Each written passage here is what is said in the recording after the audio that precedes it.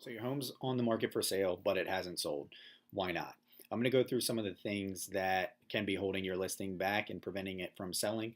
First I want to address the things that you can control. So let's start off with photos. So what kind of photos were taken? It's the best idea to have professional photos done. It is a small investment. It's going to cost you a few hundred and $300 to get this done, but it's going to show the home in the best possible light, and that's the first step in advertising. So have someone come in there that knows what they're doing and take good pictures. Also, don't have too few pictures on there. So you want to highlight the home. I mean, this is what's going to sell it. So show the kitchen, show multiple views of the kitchen. If the kitchen opens up into the family room, show the view from the kitchen to the family room, show the view from the family room into the kitchen. So don't be afraid to that or feel that you need to limit the amount of photos that are in there, and show all the rooms, show the basement, show the garage, show the backyard. So utilize that tool when advertising, because again, that is the first thing that people see. Something else is it too personalized? Now, this can mean a couple of things. So the home is obviously personalized for you. Maybe you have family pictures. I do recommend taking those down. You can leave generic artwork up there. You want to pare down what you have in there. You need people to come in and picture themselves in the home. You don't want them to come in and say, "Oh, I'm moving into so and so's house." They need to see themselves living there. So if you can, in addition to that, this is your home. That was the benefit of buying the home. You can personalize it to your preferences. So let's say you have a bright red kitchen and that's what you've always wanted. That's great for you. That might not be great for everyone. So my recommendation, paint the walls neutral. It's again another investment, but it's really going to help in the long term. Other things, if you have a custom home theater that you've done in the basement, you painted the walls black, you covered all the windows, and you have 6 reclining lounges down there. Maybe tweak that a little bit. Again, do a neutral paint, open up the windows, and take out some of those chairs. Allow for other people to see. That may be great for you, but it might not suit somebody else. Maybe they consider that a play area for a young kid. So you have to give them the opportunity to envision those things when you're advertising. So let's see what else. Uh, Showings. This is a big one. So be flexible with the showings. I understand it's an inconvenience.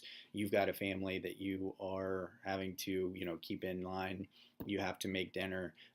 Those things are understood. Maybe you have a pet, so you don't want people just ringing up 30 minutes notice and coming by wherever. You have to uproot everyone, but you need to be flexible. Remember, this is on the buyer's schedule, people that want to come by, not on your schedule.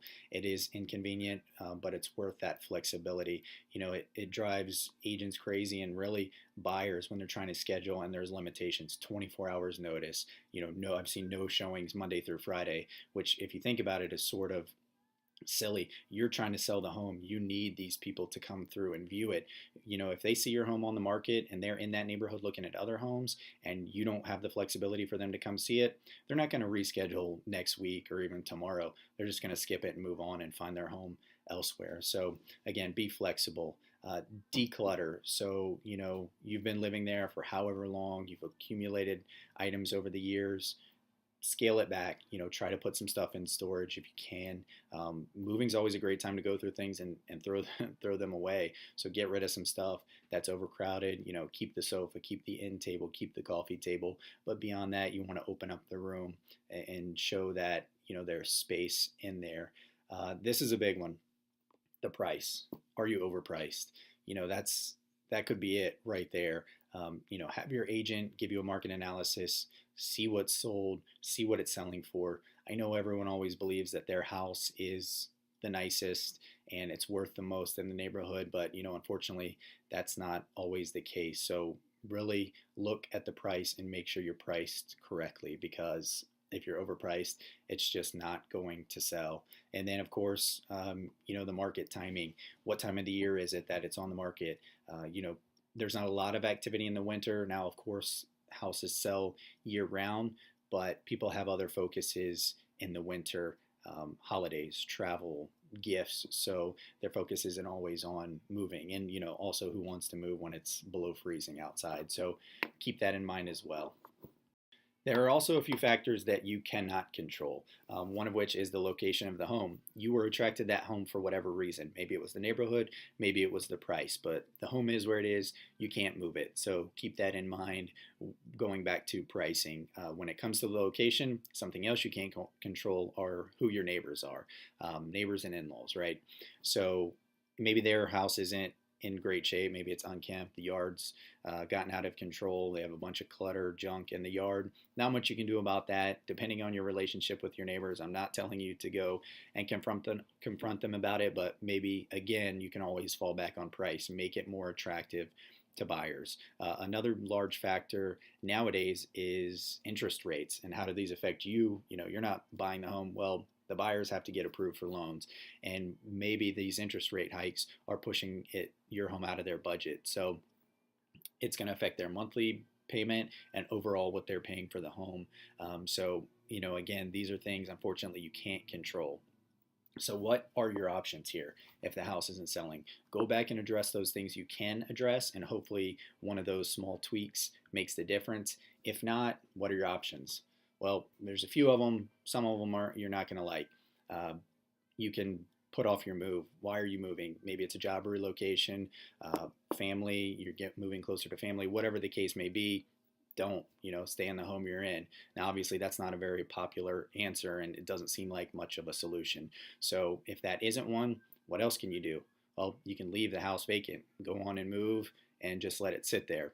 Again, obviously this isn't very attractive. If it's not selling now, what's to say it's going to sell a month from now? So then if you're moving, that could put a big financial burden on you. You might need that down payment for rent somewhere else, or you might need that for your down payment buying another home. So that's probably not a very good option either, and something I wouldn't recommend, especially if you're moving far away, just leaving your home sit vacant. So again, you can do these things, but they're not really realistic solutions. So what does that leave you with? Renting the home. So this is where we can come in and help you. We can assess the value, the market rate, and find you a well-qualified renter. Now, this may not be your preferred solution, but it's a good one. It will generate monthly income for the home. It's there being taken care of, and you can list it simultaneously while it's for sale and for rent. And I have another video on that you can take a look at if you want to see more in depth on how to go about that process. So that is definitely something you can consider, especially if something has to be done. You have to ask yourself, worst case scenario, what am I going to do if this house doesn't sell? And you've got to come up with an answer for that. So even if it's not this week or next week, you could be a month or 2 months. So, make that consideration, ask yourself those hard questions, and renting is always a viable solution. So click on our blue get a free quote button and let us help you.